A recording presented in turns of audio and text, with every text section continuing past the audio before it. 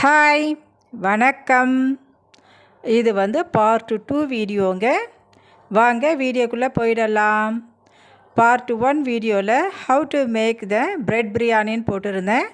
Part 1ல் எப்படி செய்யணும்னு சொல்லிட்டு இருந்தேங்க.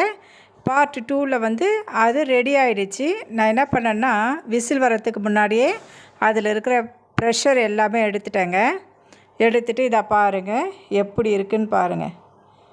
கொஞ்சம் தண்ணி இருக்கிற மாதிரி இருக்கணும். ஏன்னா நம்ம ப்ரெட்டு போகும்போது அந்த ப்ரெட்டு எல்லா தண்ணியுமே இழுத்துக்கும். அதனால் கொஞ்சம் இந்த மாதிரி லைட்டாக தண்ணி இருக்கிற போதே நம்ம என்ன பண்ணணும்னா நம்ம எண்ணெய் இல்லை பட்டர் இல்லை நெய்யில் எது நம்மக்கிட்ட இருக்கோ அதை வச்சு நம்ம வறுத்து வச்சுருக்குறோம் இல்லையா, அந்த ப்ரெட்டு துண்டு அதை எடுத்து நம்ம இது கூட சேர்த்துக்கணுங்க. இப்போ பாருங்கள், நான் சேர்த்துட்டேன். கிளறும் பொழுது அந்த தண்ணியாக இருந்ததை எப்படி ஈர்த்துக்குது பாருங்கள். அந்த தண்ணியை நல்லா இழுத்துட்டு நம்மளுக்கு ஒரு கரெக்டான பதத்துக்கு நம்மளுக்கு கொடுக்குது. பார்த்திங்களா, நீங்கள் ஃபஸ்ட்டு நான் பார்க்கும் பொழுது தண்ணியாக இருந்துச்சு. இப்போது ப்ரெட்டு துண்டு போட்ட உடனே தண்ணிலாம் இழுத்துக்குச்சு. இப்போ எல்லா ப்ரெட்டும் நம்ம அது கூட கலந்துட்டு லைட்டாக சிம்மில் வச்சு சூடு பண்ணி எடுத்துக்கலாங்க. இப்போ பாருங்கள், சூடு பண்ணி நான் எடுத்தாச்சு. எப்படி இருக்குன்றது பார்க்கலாங்களா? உங்களுக்கு ஃபஸ்ட்டுலேருந்து ப்ரெட் பிரியாணி எப்படி செய்யணும்னு தெரியணுன்னா நீங்கள் டிஸ்கிரிப்ஷனில் போய்ட்டு பார்ட் 1 வீடியோவை பாருங்கள். அப்படி பார்ட் 1 வீடியோ பார்த்துட்டவங்க எப்படி இருக்குன்றதை எனக்கு கமெண்ட்டில் சொல்லுங்கள். பாருங்கள் எவ்வளோ சூப்பராக வந்திருக்கு. உண்மையிலேயே அவ்வளோ நல்லா இருக்குங்க. இது பார்க்குறதுக்கும் சரி, அதனுடைய டேஸ்ட்டும் சரி, அவ்வளோ சூப்பராக இருந்தது.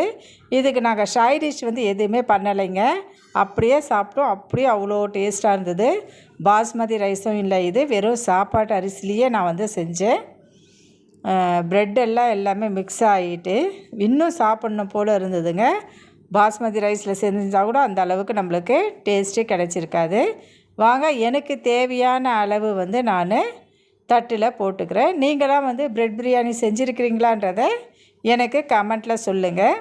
இதுக்கு எல்லா பொருளும் தேவைன்னு அப்படி கிடையாதுங்க. நம்மக்கிட்ட என்ன பொருள் இருக்கோ அதை வச்சு என்ன டிஷ்ஷு வேணால் நம்ம பண்ணிக்கலாம். இதுக்கு அதுதான் வேணும், பர்ஃபெக்டாக இது வேணும் அது வேணும்னு கிடையாது. எது இருக்கோ நம்ம அட்ஜஸ்ட் பண்ணி செஞ்சு சாப்பிட்லாங்க. நானும் என்கிட்ட இருந்த பொருளுங்களை வச்சு தான் நான் இது செஞ்சுருக்கேன். ஆனாலும் அவ்வளோ சூப்பராக வந்திருக்கு, டேஸ்ட்டாகவும் இருக்குது. நம்மளுக்கு மெயின் என்னென்னா நம்ம தண்ணியுடைய அளவை நம்ம பர்ஃபெக்டாக வைக்கணும், அதுதான். சரிங்களா? எனக்கு அளவுகளாம் இல்லை, நான் தோராயமாக தான் வைப்பேன். அப்போவே எனக்கு கரெக்டாக வந்துடும். பாருங்கள் எவ்வளோ சூப்பராக வந்திருக்கு. இது தாங்க ப்ரெட் பிரியாணி.